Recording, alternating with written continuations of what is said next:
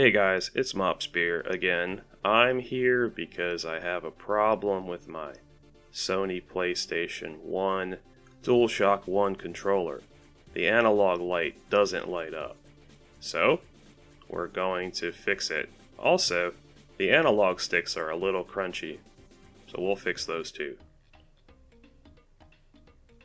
Let's take the controller apart. Two of the screws don't come out, but it's not necessary to remove them to open the controller.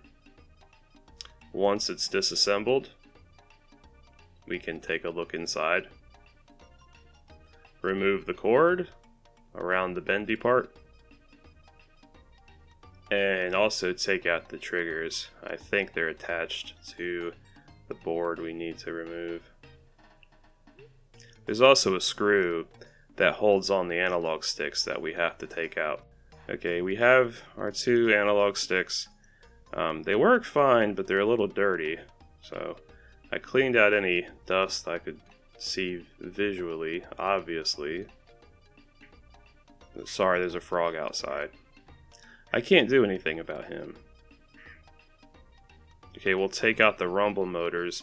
They're surprisingly heavy and give a lot of weight to the controller. But they're only soldered in to a cable, so be careful that you don't let their weight pull them apart from the circuit board. Okay, so let's take this out. The frog is right outside of my window too. There's nothing I can do to stop him. He does what he wants.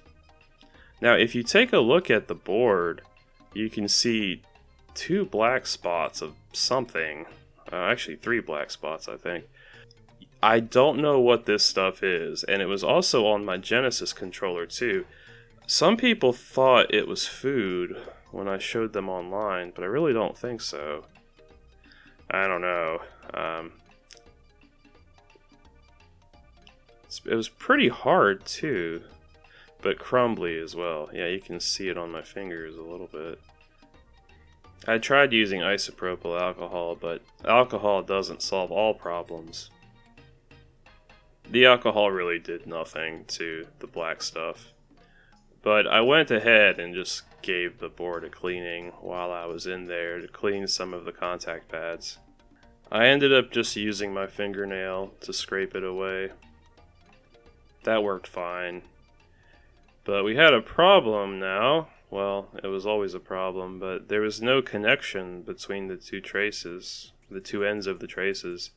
So there's no continuity between them anymore. So you can't use the button, the analog button, to turn the light on and off anymore. So you can't switch modes, even if the analog sticks work sometimes. Still, you can see some of the black stuff on my fingernail. So I gave it another cleaning after I scraped it off, but we still had the problem of no connection. I took the continuity meter to it, and there's no connection between the two places that there needed to be a connection. Before I started soldering, I dripped some alcohol into the two analog sticks. And then I took some canned air and just blew them out after rotating them a bit to mix up all the gears in there. This is really awkward to work on because there's a second board that's attached by a really wide cable to the board we're trying to work on because of the analog sticks. And it's always hanging there, and you'd have to desolder the whole thing to take it off, so it's kind of a pain to work on this stuff. I took the canned air and I started blasting. So I actually gave up on this project in the middle and came back to it a few weeks later. That's why this is in 4K now, or at least was filmed in 4K. I'll probably reduce the video to 1080. But you can see the broken trace here because there's nothing connecting the two ends of it. There's also a missing piece right there where I cleaned it up, And also one right there. Those two don't seem to affect anything. It's the bottom one for the analog button that is the problem. And there's the plastic that the LED lights up. So what we're going to do is we're going to try to bridge that trace gap.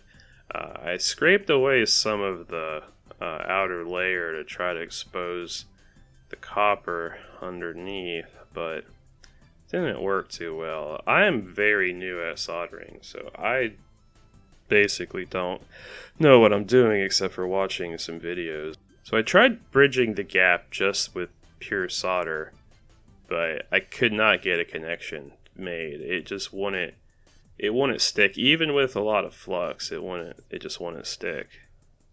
I think there wasn't enough exposed metal, or there wasn't any metal under in the middle part where the circle is.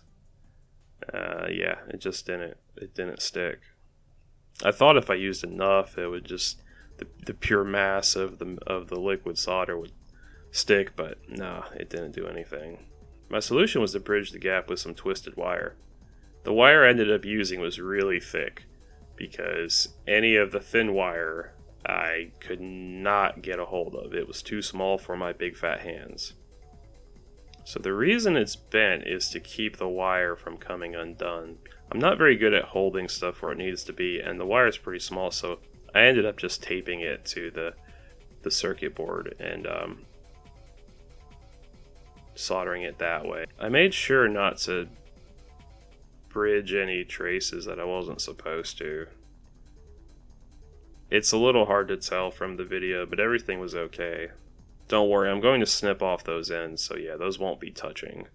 That's just there to help keep it together. It was really difficult, but I ended up getting this to stick. This is what it looked like in the end. Well, I did clean up the flux, but that's basically it. Yeah, I don't think I bridged any traces. Everything else is fine.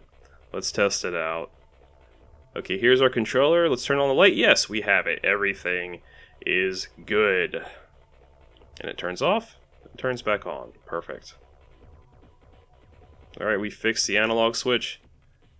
Thank goodness. Okay, thanks for watching, everybody. See you later.